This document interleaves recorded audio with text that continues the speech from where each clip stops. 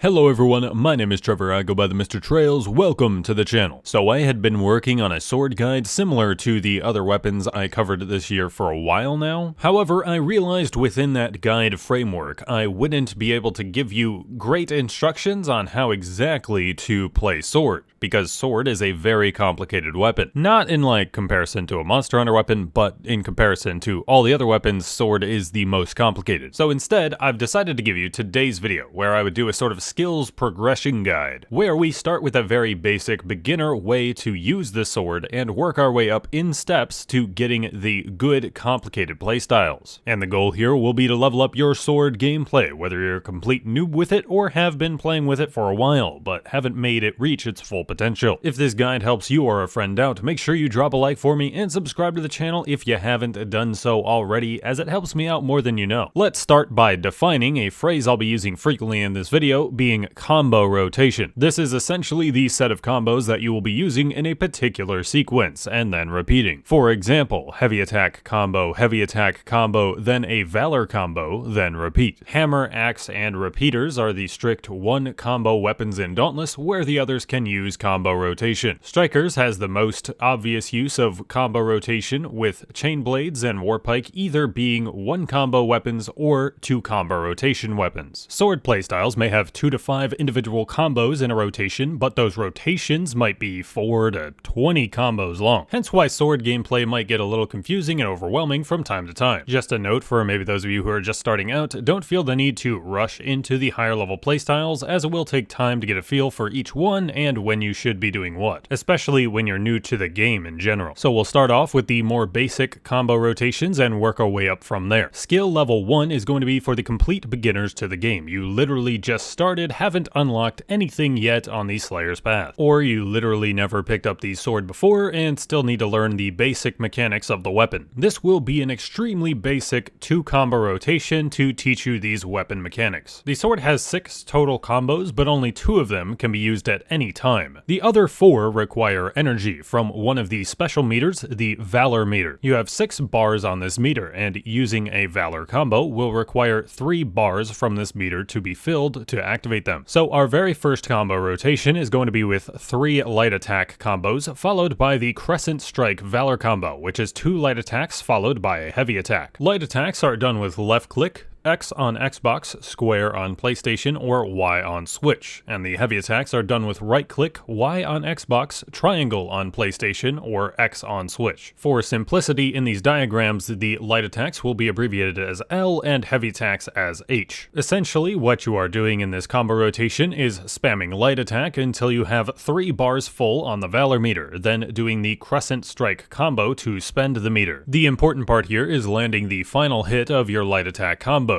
This is what generates the charge for your special meters, both the Valor meter as well as the main special meter. After a couple of rotations of these combos, your main special meter will be full, which you can activate with Q on PC, RB on Xbox, R1 on PlayStation, or R on Switch. The base special Valiant Overdrive will give you bonus attack speed as well as a bit of short-ranged AoE damage from your sword swings. And that's basically the gist of this first playstyle. Light attack until you have 3 Valor, then use the light heavy to spend that Valor, and whenever your special meter is full, activate it and continue doing the 2 combos like normal. This is the most basic playstyle, so as such, it will have the lowest damage output. Sword gameplay is a little bit more forgiving in that even this very basic playstyle of sword, it would still perform better for you than playing, say, strikers with all light attacks. This playstyle is pretty simple, and the combos don't spend a bunch of stamina, so it's going to be a lot easier for the very beginners to have those dodge opportunities. Let's move on to skill level 2, where we will add 1 combo to this combo rotation. This is where you might start if you already understand the basic mechanics of the sword and have a good bit of progress already on the Slayer's Path. Skill level 2 and onwards will require certain unlocks, this one requiring the Recursive hilt mod from the Slayer's Path. And this combo rotation will go like this. You'll do the same 3 light attack combos to start it off, but once you have have 3 Valor, you'll want to hold light attack to start your next combo. The hold light attack is the Blade Rush, which can close the gap between you and behemoths, and is also an important piece to playing with the Recursive Hilt mod. When you hit something with Blade Rush, you'll generate 3 Valor over the next 9 seconds, and it's this Valor generation that we're after. After performing hold light attack, you can actually turn it into a combo, so you can do 2 more light attacks to finish out that combo. 1 more light attack combo after this, you should have 3 or more Valor again, thanks to the Valor generation we have from the mod. Once we're at this point, we'll want to use the Crescent Strike combo to spend that Valor, then you'll basically repeat that rotation. So here we would have light attacks until 3 Valor, Blade Rush to activate our Valor generation, continue light attacks until 3 Valor again, then Crescent Strike, and basically repeat that process. Based on how high your attack speed is, you might actually have the 3 Valor and the buff for Recursive Hilt still active. This is where you'd apply a sort of logic test. If the buff is active, then Crescent Strike a second time and then repeat the rotation. And if the buff is not active, then go back to the Blade Rush light attack combo part of the rotation. This is a very small way to level up this combo rotation playstyle. Skill level 3 is also going to be a small change, but has an additional ramification to this change. For skill level 3, when you are trying to generate Valor, you are instead going to be using heavy attacks, as they are higher DPS and generate 2 Valor instead of 1 at the end of the combo. This means you'll be able to get into the Blade Rush combo faster, only taking 2 heavy attack combos. After the initial Blade Rush combo, you'll have 1 more heavy attack combo, then you use the Crescent Strike combo. And after another heavy attack combo, you should be at 5 Valor with 1 more Valor coming with the meter generation. This should give you enough opening to do a Crescent Strike, then immediately be able to do a Blade Rush combo once the Valor has generated. And that Blade Rush sets you up to repeat the rotation, with maybe an additional heavy attack combo at the end if needed. The downside of this rotation over the previous ones being additional stamina consumption. However, learning to play sword with little stamina is also key to higher level play, as it allows for the use of the adrenaline cell. And for the most part, skill level 3 here is where the typical player would end up. You'd probably call the skill level 3 combo rotation the go-to/easy endgame playstyle of sword. And for it being the easy playstyle, it's honestly not that much worse in DPS compared to the higher playstyles. Skill level 3 and skill level 4 are going to be very similar, but skill level 4 is going to have an additional logic check to do in it. This is definitely going to be one of the bigger skill jumps, as this may take a while to get a feel for. It starts the same, heavy attack combos into Blade Rush combo, and then heavy attack combo again. But here is where the logic check needs to happen. If the behemoth will remain in the same spot for about 3.5 seconds, i.e. has just been staggered, interrupted, or had a part broken, accompanied by a long animation, then the Resounding Echo combo can be used. Resounding Echo is the heavy, light, heavy combo, which places a DOT damage pool in the final swing. Resounding Echo is difficult to use practically, as you will need it to hit the behemoth at least 4 times for it to have been worth using. If the behemoth is up and about, or is going to get up within the next few seconds, then a Crescent Strike is the correct move. This is a big change from level 3 to level 4. Whenever you're looking to use Valor and the Recursive Hilt generation is still active, you'll want to either Resounding Echo or Crescent Strike, whichever is likely to deal more damage in the situation. Does that make any sense to you? If not, let's go over it in slow motion just to make sure you get it. Heavy attacks to generate Valor, Blade Rush plus finish combo with light attacks, heavy attack combo again. Right about here, as you're going into your final heavy attack, you want to assess whether or not you want to use heavy light heavy or light light heavy. Heavy light heavy if the behemoth will stay down for a bit, and light light heavy if it's on its feet or about to stand up. Another heavy attack combo for some more Valor generation, then apply the logic check again, heavy light heavy or light light heavy. After that combo, at this point your Valor should allow you to Blade Rush combo and repeat the process again. Skill level 4 is probably only going to be good for you in solos if you're a really good player, or are fighting Agorist or something that doesn't really move. As someone who can play at skill level 4, it can be somewhat difficult to play it effectively in squads, just because it's kind of hard to keep track of every part on the behemoth that your teammates might be smacking at, and sometimes there are extra part break animations that can cause the behemoth to move too early for Resounding Echo to have been effective. Playing at skill level 3 or 4 effectively is more than passable for good sword play, and these playstyles can be done effectively with either the Valiant or Avenging Overdrive specials. Skill level 5 5 here might technically be a little bit easier from a combo knowledge standpoint, however is slightly harder to make use of the DPS increase of the mod. This is because we are going to switch to the Dynamic Blade Core mod for skill level 5. Dynamic Blade Core will give us a 30% damage bonus to our Valor combo finishers when we've used a Valor combo in the last 5 seconds. There is some variation that you can do with this combo rotation, but I'd suggest the 6 Valor starting block for this playstyle. So this rotation is going to start with 3 heavy attack combos to give us a max Valor meter, and then we are going to do the logic check for the Crescent Strike versus Resounding Echo, and then you'll basically just alternate between heavy attack combo and one of the Valor combos until you run out of Valor while you restart the rotation. This playstyle is better when using Valiant Overdrive for extra Valor generation, allowing you to continue the combo chain for longer, and Valiant Overdrive is the better special anyway in lower level escalations and the hunting grounds. But you're able to continue the combo rotation longer because when a Valor combo would run you out of Valor, the meter generation will give you another bar of Valor after finishing the next heavy combo, allowing you to Crescent Strike or Resounding Echo again when you wouldn't be able to when the special isn't active. This playstyle does require a bit more focus to make sure your Valor combo finishers not only hit, but also have the damage bonus active. Skill level 5 I would define as the top performance you're reasonably going to be able to get on sword in a majority of fights, even though a skill level 6 does exist, the final skill level. However, this playstyle is generally not viable, and is only really used in the Trials arena when you are looking to kill a specific behemoth in a specific way. You're probably also going to need a pretty good fighting script for this to actually work. Skill level 6 will also change to a different mod, this time being Charged Sword Focus. Charged Sword Focus will give us a 50% damage bonus to the Resounding Echo, but it has a steep cost of turning it from a duration over time to a delayed explosion. This is where you get to the DPS ceiling of sword. However, Resounding Echo needing about 6 seconds to explode is what makes this playstyle generally unviable. The combo rotation of using this is pretty much the same as level 5, but with trying to use the Resounding Echo as much as humanly possible. That being said, you will most likely have to mix in some Crescent Strikes anyway, as the behemoth will likely move on you from time to time. In Trials, the main behemoths that come to mind for this playstyle are Koshai, Embermane, and Charog. Koshai is a bit of a stretch for this playstyle to even work with, and I'd say it's only really viable in this due to how fast swords are able to get shock procs with shock weapons. But under the right conditions, this playstyle can actually nearly push, if not achieve, the best DPS in the game by any weapon. But do not expect to play this playstyle correctly pretty much ever. Skill level 5 is pretty much where the ceiling for most people is going to be, and maybe with occasional dabbling into skill level 6 if you're bored,